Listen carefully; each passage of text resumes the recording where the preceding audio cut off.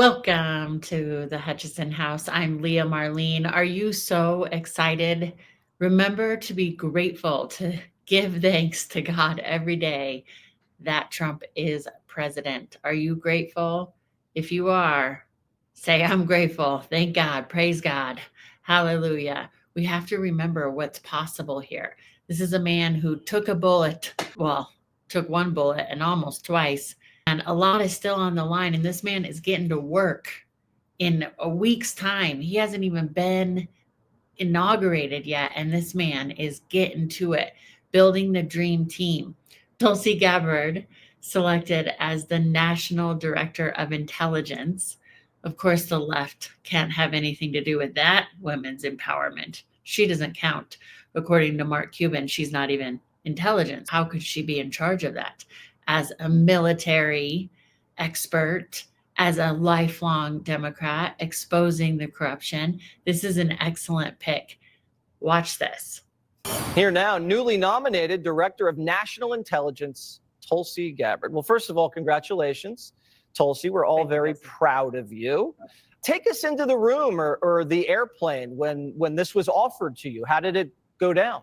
We had a great conversation and talked a little bit about the work that needs to be done. And I was grateful and honored to accept President Trump's offer to serve our country and support his objective to defend the safety, security, and freedom of the American people as the Director of National Intelligence. How do you think foreign capitals are taking your nomination and the nomination of other people in the national security apparatus? That's a good question. I think President Trump has already shown how active he has been in not waiting around for day one on January 20th or 21st, but he's already leading. He's already engaging with so many of these world leaders around the world on the phone constantly. And he's showing the kind of leadership that the American people voted for. Expect resistance from the inside, because there was a lot of resistance in the first term. And how would you deal with that?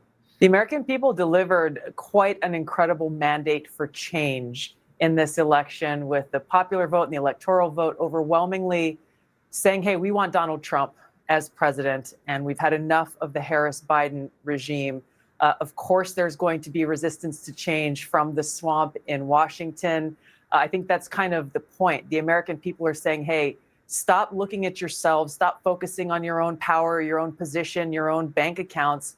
How about we have leaders in Washington who are actually looking out for the American people? And on every issue across the board, that's really what it comes down to with what President Trump is trying to accomplish is we have to make sure that our government puts the interests of the American people first. How did you think the Biden meeting went today? It was interesting to see that Biden didn't seem to be able to stop smiling. For them to have sat there for what she said a couple hours and good. I'm glad that they sat there. They had a seemingly good conversation. President Trump, I'm sure, is eager to get to work and glad to be back there. What do you think Kamala's thinking right now? I can't even begin to venture how she's feeling right now. The amazing thing is what I hope the American people are feeling is a sense of hope. And frankly, Jesse, I've been heartened to see how engaged people continue to be, even though the election is over, that they're really looking forward to making sure that their voices are continued to be heard as we go through these next couple of months, as President Trump takes office, as he begins to lead this significant change in our government. To me, this is what an active and thriving democratic republic looks like. It's not just centered around an election every 2 years or every 4 years. It's going to continue to require an active populace in this country in order to bring about this kind of change that makes sure we have truly a government of, by, and for the people. And you know how to actually get things done. Tulsi Gabbard is amazing. Of course, Mark Cuban thinks that Nikki Haley is smarter than Tulsi Gabbard. Are you kidding me? Tulsi was on fire just then. That is exactly right. And I agree with her about Biden smiling the whole time. Watch the short I posted yesterday. I just thought it was a very nice fireside chat that the two of them had. I also think Tulsi is an amazing pick. What do you think? Let me know in the comments. Of course, the mainstream media, the legacy media, MSDNC, they don't get it. It's like, completely over their heads. The women empowerment thing out the door on somebody like Tulsi Gabbard, right? They're only about the women's empowerment and gender politics if it serves them. That's another reason why we know it's completely hypocritical, and that's why millions of people didn't vote for it. But let's hear what they have to say about this pick of Tulsi Gabbard. Telling us that Tulsi Gabbard, the former Democratic Congresswoman turned Republican, would be tapped for the Director of National Intelligence role. And just here in the last moments, that's exactly what happened. Donald Trump announcing that Tulsi Gabbard will take the reins, if confirmed by the U.S. Senate, of the office of the Director of National Intelligence. Tulsi Gabbard, of course, is somebody who rose to prominence back in 2017 when she took a secret trip to Syria to meet with President Bashar al-Assad.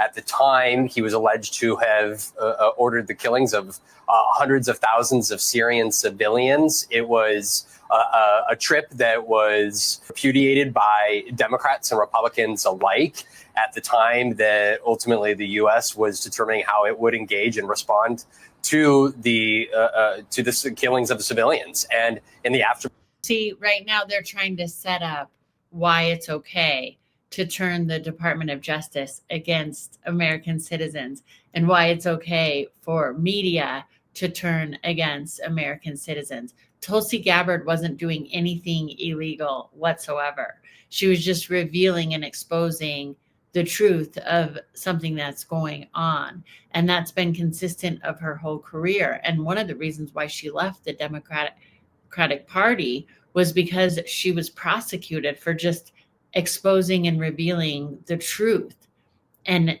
expressing freedom of speech. This is a clear example of how they want to shut off freedom of speech. And they say that Donald Trump does, but we know, right? I think if you're watching this, you know that Donald Trump is for freedom of speech.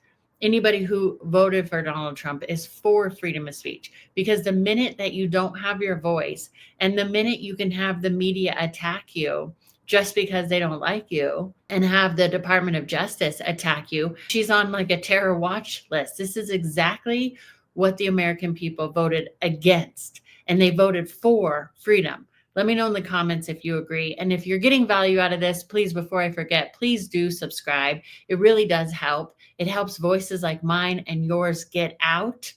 And let's make even freedom of speech too big to rig. Because if we're all expressing ourselves, it's too big to rig. They can't continue to shut us up. And we come with peace, right?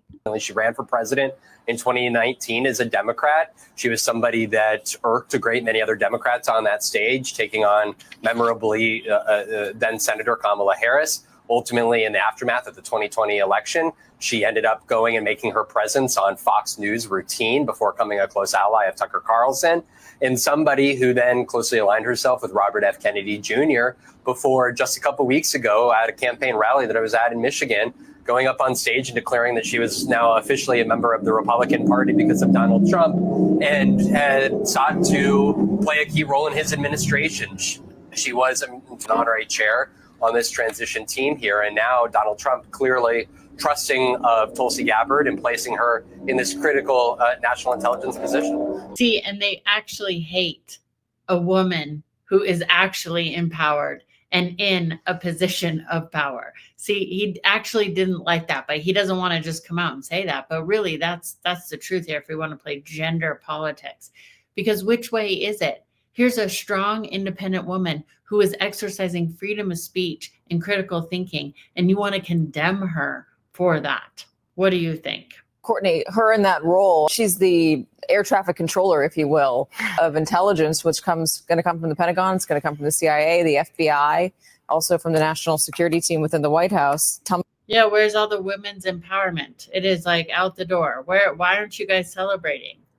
Where's your pea hats? A little bit about what it means to have her in a role like this. Yeah, I mean, I think the huge question here is, what is this going to mean for career intelligence officers? How are they going to see someone who, as we just heard Vaughn say, met with Bashar al-Assad and said that he is not the enemy of the people? And at the time, there was a tremendous amount of outcry about the fact that she was defending someone who had slaughtered his own people and was in an ongoing. They have no idea how to talk about people around the world. They have no idea how to negotiate with world leaders. That's what their behavior really shows me. But what's so scary about MSDNC is how much propaganda they spew and how much fear they put out into the public intentionally, when somebody like Tulsi Gabbard is actually there to protect us and to protect our freedom and to protect our safety. It's mind-blowing, really. Let me know what you think about that. I'm really excited, of course, that Trump picked Tulsi Gabbard as Director of National Intelligence. I think that she's amazing. I think she's smart. I think she's an independent thinker. I think she has real life experience that's going to help her on the job. And I think she's a very intelligent pick for national intelligence. And to me, the most important commitment that veterans and servicemen and women should have from our leaders in this country, the best way to recognize that service and sacrifice and to say thank you is to make sure that our men and women in uniform are only sent into harm's way, or only sent to war as a last resort, after all measures of diplomacy have been exhausted. Now, this is one of the many reasons why I think so many Americans turned out to vote for President Trump, is because he understands this. And we've seen how through his last administration, he didn't just talk about ending wars. He actually went out and did that work of direct diplomacy. He went out and met with dictators and adversaries in that pursuit of peace for the American peoples.